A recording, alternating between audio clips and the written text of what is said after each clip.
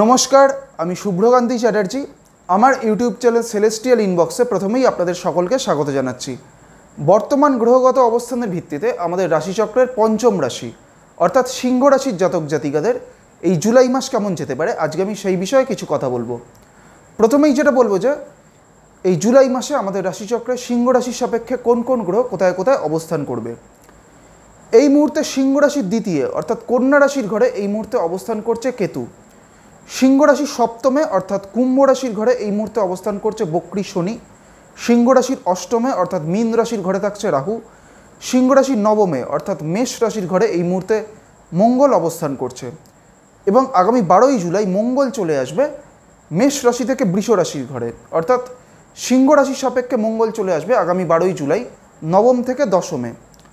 এই দশমেই অর্থাৎ বৃষ রাশির ঘরেই কিন্তু এই মুহূর্তে অবস্থান করছে বৃহস্পতি এবং আগামী 12ই জুলাইয়ের পর থেকে সিংহ রাশির সাপেক্ষে দশমে অর্থাৎ বৃষ রাশির ঘরে কিন্তু মঙ্গল এবং বৃহস্পতি একত্রে অবস্থান করবে। সিংহ রাশির একাদশে অর্থাৎ মিথুন রাশির ঘরে এই মুহূর্তে রবি এবং শুক্র একত্রে অবস্থান করছে এবং আগামী 7ই জুলাই শুক্র চলে আসবে মিথুন থেকে কর্কট রাশির ঘরে, অর্থাৎ সিংহ রাশির সাপেক্ষে শুক্র চলে আসবে একাদশ থেকে দ্বাদশে এবং আগামী 16ই জুলাই রবিও চলে আসবে সিংহ রাশির সাপেক্ষে একাদশ থেকে দ্বাদশে অর্থাৎ কর্কট রাশির ঘরে। এই কর্কট রাশিতেই অর্থাৎ সিংহ রাশির দ্বাদশে এই মুহূর্তে অবস্থান করছে বুধ এবং আগামী 19শে জুলাই বুধ চলে আসবে এই দ্বাদশ ভাব অর্থাৎ কর্কট রাশি থেকে সিংহ রাশির ঘরে। তো প্রথমেই বলি যে এই জুলাই মাসটা কিন্তু সিংহ রাশির জাতক জাতিকাদের স্বাস্থ্যগত দিক থেকে একাধিক সমস্যা আসার কিন্তু একটা সম্ভাবনা এই জুলাই মাসে থাকবে। বিশেষ করে সিংহ রাশির জাতক জাতিকাদের এই জুলাই মাসে ব্লাড রিলেটেড কোনো ধরনের সমস্যা বা রক্ত সংক্রান্ত কোনো সমস্যা হওয়ার কিন্তু একটা সম্ভাবনা এই সময় আসতে পারে। বিশেষ করে যাদের হাই ব্লাড প্রেশার রয়েছে তাদের ক্ষেত্রে কিন্তু এই সময়টা একটু সতর্ক থাকতে হবে। এবং এর পাশাপাশি সিংহ রাশির জাতক জাতিকাদের কোমরের নিচের কোনো অংশে বিশেষ করে পায়ে কোনো ধরনের কোনো চোট আঘাত লাগার বা হাড়ে কোনো ধরনের আঘাত প্রাপ্তির কিন্তু একটা সম্ভাবনা এই সময় সিংহ রাশির জাতক জাতিকাদের ক্ষেত্রে থাকবে। তাই সেই দিক থেকে সিংহ রাশির জাতক জাতিকাদের কিন্তু কিছুটা সতর্ক থাকতে হবে। সিংহ রাশির জাতক জাতিকাদের এই জুলাই মাসে কিন্তু তাদের ব্যক্তিগত কাজ বা তাদের যে কোনো কাজে কিন্তু একটা ডিলে হওয়ার কিন্তু একটা সম্ভাবনা বা প্রবণতা এই সময় দেখা যাবে এবং সেখান থেকে সিংহ রাশির জাতক জাতিকাদের একটা মানসিক একটা দুশ্চিন্তা বা মানসিক একটা অস্থিরতা বৃদ্ধির কিন্তু একটা সম্ভাবনাও কিন্তু এই জুলাই মাসে থাকবে।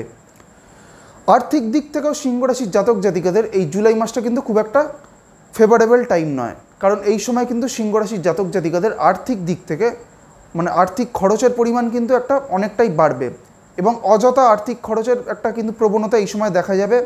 হঠাৎ করে বড় অঙ্কের কোনো টাকা খরচ হয়ে যাওয়ার কিন্তু একটা সম্ভাবনা এই জুলাই মাসে সিংহ রাশির জাতক জাতিকাদের ক্ষেত্রে থাকবে। কর্মজীবনের দিক থেকে সিংহ রাশির জাতক জাতিকাদের যারা চাকরি করছেন তাদের ক্ষেত্রে কিন্তু চাকরিতে একটা স্টেবিলিটি থাকবে। এর কারণ হচ্ছে সিংহ রাশির দশমভাবে অর্থাৎ কর্মভাবে এই মুহূর্তে বৃহস্পতি অবস্থান করছে।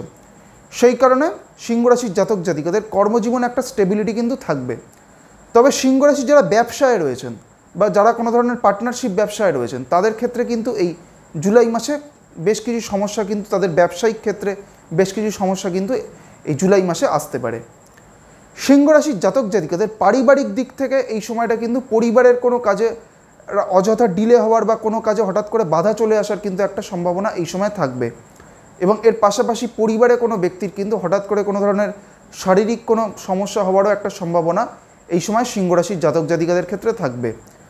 যারা বিবাহযোগ্য তাদের ক্ষেত্রে এই সময় কিন্তু বিবাহের কোনো যোগাযোগের ক্ষেত্রে একটা ডিলে হওয়ার বা বিলম্ব হওয়ারও একটা প্রবণতা এই সময় দেখা যাবে। সিংহ রাশির যারা শিক্ষার্থীরা রয়েছেন তাদের ক্ষেত্রে এই জুলাই মাসটা কিন্তু একটা সামগ্রিকভাবে একটা অত্যন্ত ভালো সময়। এর কারণ হচ্ছে সিংহ রাশির চতুর্থপতি মঙ্গল এই মুহূর্তে সিংহ রাশির নবমভাবে অবস্থান করছে এবং আগামী 12 তারিখের পর এই মঙ্গল চলে আসবে দশমভাবে। তাই পুরো এই জুলাই মাসটাই কিন্তু সিংহ রাশির শিক্ষার্থীদের ক্ষেত্রে এই জুলাই মাসটা কিন্তু সামগ্রিকভাবে একটা অত্যন্ত ভালো সময় এবং যারা উচ্চ শিক্ষায় রয়েছেন বা যারা কোনো ধরনের রিসার্চের সাথে যুক্ত হয়ে রয়েছেন তাদের ক্ষেত্রেও এই জুলাই মাসটা কিন্তু একটা অত্যন্ত ভালো সময়। এইবার আমি আসছি সিংহ রাশির যে নক্ষত্রগুলি রয়েছে অর্থাৎ মঘা, পূর্ব ফাল্গুনী এবং উত্তর ফাল্গুনী, এই তিনটি নক্ষত্রের জাতক জাতিকাদের এই জুলাই মাস কেমন যেতে পারে। প্রথমেই আমি আসছি মঘা নক্ষত্রের ক্ষেত্রে। মঘা হচ্ছে কেতুর নক্ষত্র এবং মঘা হচ্ছে আমাদের রাশিচক্রের দশম নক্ষত্র। এই মুহূর্তে মঘা নক্ষত্রের সাপেক্ষে স্বর্ণালী চক্রে সাংঘাতিক নক্ষত্রে অবস্থান করছে শনি, এবং এই শনি হচ্ছে সিংহ রাশি বা সিংহ লগ্নের সাপেক্ষে কিন্তু একটাই মারক গ্রহ, এবং এই শনির দৃষ্টিও কিন্তু এই মুহূর্তে থাকছে সিংহ রাশির ওপরে। তাই যাদের সিংহ রাশির মঘা নক্ষত্র তাদের ক্ষেত্রে কিন্তু তাদের জীবনে কিন্তু একাধিক সমস্যা আসার কিন্তু একটা সম্ভাবনা এই সময় থাকবে। মঘা নক্ষত্রের জাতক জাতিকাদের ক্ষেত্রে এই জুলাই মাসটা কিন্তু সামগ্রিকভাবে খুব একটা অনুকূল সময় নয়।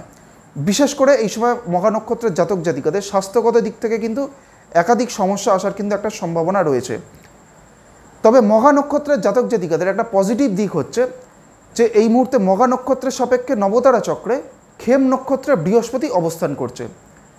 সেই কারণে মঘা নক্ষত্রের জাতক জাতিকারা যারা তাদের জীবনে কোনো সমস্যা এই মুহূর্তে এলেও তারা কিন্তু সেই সমস্যা কিন্তু কাটিয়ে উঠতে পারবেন।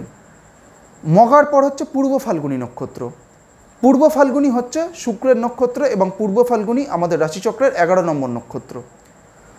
এই মুহূর্তে স্বর্ণালী চক্রে পূর্ব ফাল্গুনী নক্ষত্রের সাপেক্ষেও কিন্তু সাংঘাতিক নক্ষত্রে অর্থাৎ উত্তর ভাদ্রপদ নক্ষত্রে কিন্তু এই রাহু অবস্থান করবে এই জুলাই মাসে, এবং রাহু সিংহ রাশির সাপেক্ষে কিন্তু অষ্টমভাবে অবস্থান করছে।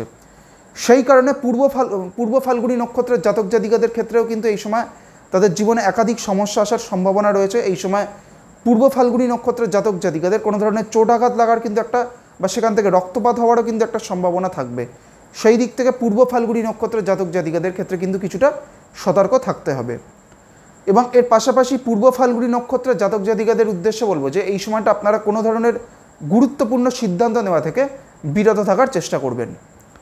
পূর্ব ফাল্গুনির পর হচ্ছে উত্তর ফাল্গুনী নক্ষত্র।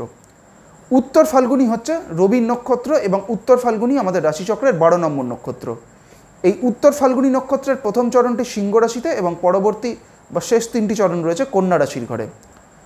উত্তর ফাল্গুনী নক্ষত্রের জাতক জাতিকাদের ক্ষেত্রে বলবো যে এই মুহূর্তে নবতারা চক্রে উত্তর ফাল্গুনী নক্ষত্রের সাপেক্ষে সম্পদ নক্ষত্রে বৃহস্পতি অবস্থান করছে। সেই কারণে যাদের সিংহ রাশির উত্তর ফাল্গুনী নক্ষত্র তাদের ক্ষেত্রে কিন্তু কর্মজীবনের দিক থেকে এই সময়টা কিন্তু একটা ভালো সময়, এবং আর্থিক দিক থেকেও উত্তর ফাল্গুনী নক্ষত্রের জাতক জাতিকাদের ক্ষেত্রে এই জুলাই মাসটা কিন্তু সামগ্রিকভাবে একটা ভালো সময়। আজকে আমি আমাদের রাশিচক্রের পঞ্চম রাশি অর্থাৎ সিংহ রাশির জাতক জাতিকাদের এই জুলাই মাস কেমন যেতে পারে সেই বিষয়ে আলোচনা করলাম, এবং এর পাশাপাশি সিংহ রাশির যে নক্ষত্রগুলি রয়েছে অর্থাৎ মঘা, পূর্ব ফাল্গুনী এবং উত্তর ফাল্গুনী, এই 3টি নক্ষত্রের জাতক জাতিকাদের এই জুলাই মাস কেমন যেতে পারে সেই বিষয়ে আপনাদের একটা সংক্ষিপ্ত ধারণা দেওয়ার চেষ্টা করলাম। পরবর্তী ভিডিওগুলির মাধ্যমে আমাদের রাশিচক্রের পরবর্তী যে রাশিগুলি রয়েছে সেই রাশিগুলির জাতক জাতিকাদের এই জুলাই মাস কেমন যেতে পারে সেই বিষয়ে আলোচনা করব। সবশেষে এটাই বলবো, আপনারা সকলে খুব ভালো থাকুন এবং সুস্থ থাকুন, এটাই প্রার্থনা করি। নমস্কার।